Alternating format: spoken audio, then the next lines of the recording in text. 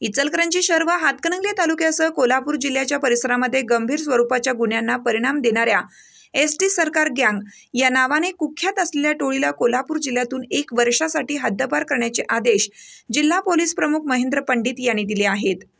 टोळी प्रमुख संजय शंकरराव तेलनाडे राहणार गावभाग इचलकरंजी व टोळीचे सक्रिय सदस्य अरविंद सुकुमार मस्के राहणार अवधूत आखाडा इचलकरंजी, राकेश सुरेश कुंभार राहणार महादेव मंदिर जवळ पाटील गल्ली इचलकरंजी, दीपक सतीश कोरे राहणार गावभाग राणा प्रताप चौक, इम्रान दस्तगीर कलावंत, आरिफ दस्तगीर कलावंत दोघे राहणार 2-180 गावभाग ममता बेकरी मागे इचलकरंजी, अभिजित सुभाष जामदार राहणार 2-528 जामदारवाडा नदीवेस नाका इचलकरंजी यांच्यावर हद्दपारीची कारवाई करण्यात आली आहे।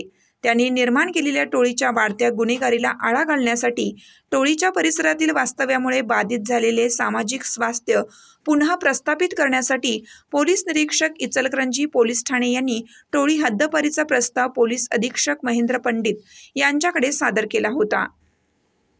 पोलीस अधीक्षक महेंद्र पंडित यांनी सदरच्या प्रस्तावाची निपक्षपातीपणे चौकशी होण्याकरिता चौकशी अधिकारी म्हणून उपविभागीय पोलीस अधिकारी शाहूवाडी विभाग यांची नियुक्ती केली होती।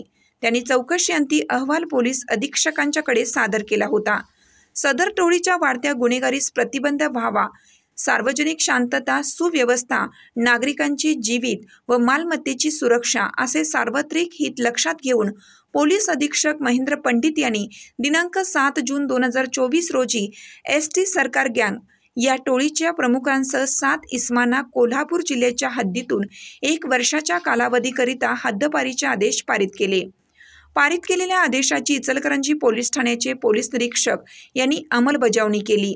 महानकर न्यूजसाठी सुभाष भस्मे, इचलकरंजी।